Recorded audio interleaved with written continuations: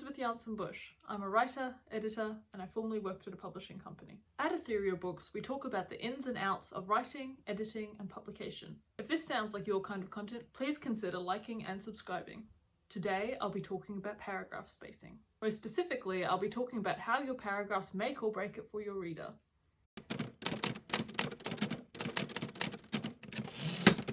Firstly, I'll be covering some basic rules about when to start your new paragraph. When it comes to starting new paragraphs, there are musts and there are mays. The times where you must always start a new paragraph include these 3 rules. 1. When you start a new topic. So say you are writing a character who is riding into a new battle camp. When they're describing the exterior setting, you will have 1 paragraph, and then you start a new paragraph when the character starts thinking about how they feel about it. 2. When you change time or location. For instance, you will start a new paragraph from when you go outside to the camp, new paragraph inside the camp. That's a change of location. Or if seeing the camp has triggered a flashback or memory, then you start a new paragraph when the memory begins or the flashback begins or the new train of thought begins. If there's a new change of time or location, that must also start a new paragraph. 3. When a new character begins to speak. I think that is self-explanatory. 1 character speaker per paragraph. One exception to the first 2 rules is when a new topic or time or location is changed in the middle of a character's dialogue. Often these rules do not apply when it's one big monologue of dialogue. This brings me to the sometimes cases of making a new paragraph.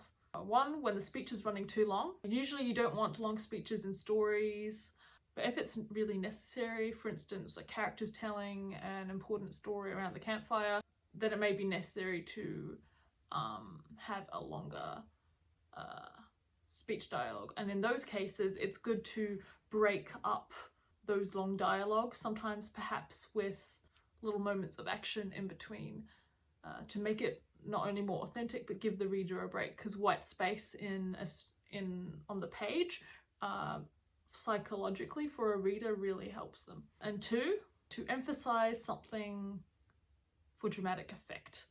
Sometimes allowing a single sentence to stand on its own is a great emphasis point.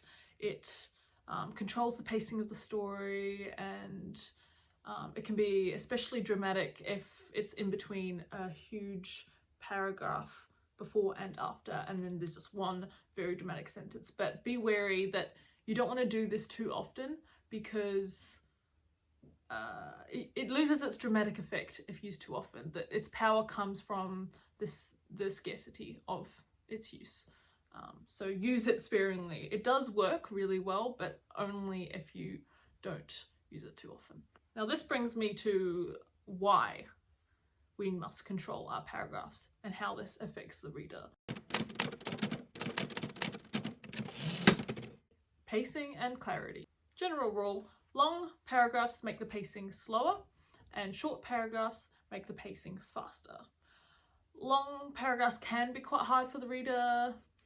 Too much of it in one place can lead to the reader being bored and dropping off, whereas shorter paragraphs, on the other hand, if used inappropriately, can make a story go too quickly when important information is being conveyed and confuse the reader. So you want to really make sure that you are using these paragraph lengths at the appropriate times in the story. Ideally, you want to balance between long and short paragraphs. You don't want too much of either. But most importantly, the pace needs to fit the needs of the story. So during heightened action, you might want shorter paragraphs to move the pace along faster, to make it kind of exciting, heartbeat racing.